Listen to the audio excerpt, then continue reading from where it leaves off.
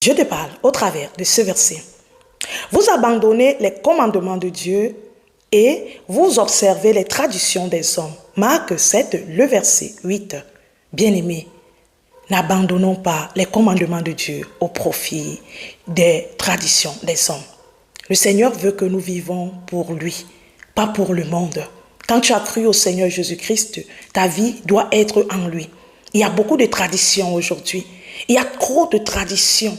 Des traditions qui nous amènent pas vers Dieu, mais vers des hommes. Il y a beaucoup de personnes qui imposent même les traditions parce qu'ils veulent que les autres adoptent leur idéologie. Ne soyons pas des pharisiens. Ne soyons pas de ces pharisiens qui parlent de la Bible, qui connaissent la parole de Dieu, qui vivent plus de la tradition que des commandements de Dieu. Les commandements de Dieu doivent être ceux qui demeurent en nous. Le manque de commandements de Dieu dans la vie d'un enfant de Dieu lui fait devenir un homme insensé, une femme insensée, qui vit pas pour la gloire de Dieu, mais pour sa gloire. Quand nous n'avons pas les commandements de Dieu en nous, on va vivre la présence de Dieu avec désobéissance. Voilà pourquoi on va se retrouver en train de faire des rituels. On va mélanger Dieu avec des feuilles de laurier, avec des, je sais pas trop, des parfums et autres.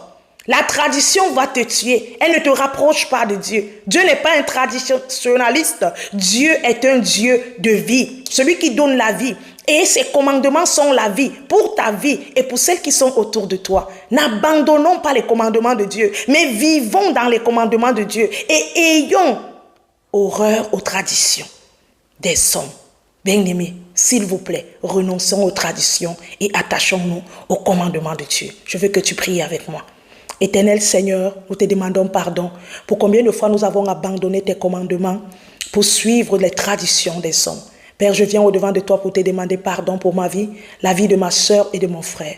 Qu'au travers de ce verset, tu nous donnes la force et la sagesse. Enfin, Seigneur notre Dieu, de venir, Seigneur, dans tes commandements et de fuir les traditions des hommes. Père notre Dieu, nous te prions, aide-nous à rester dans tes commandements et nous attacher celles-ci en nous, au nom de Jésus.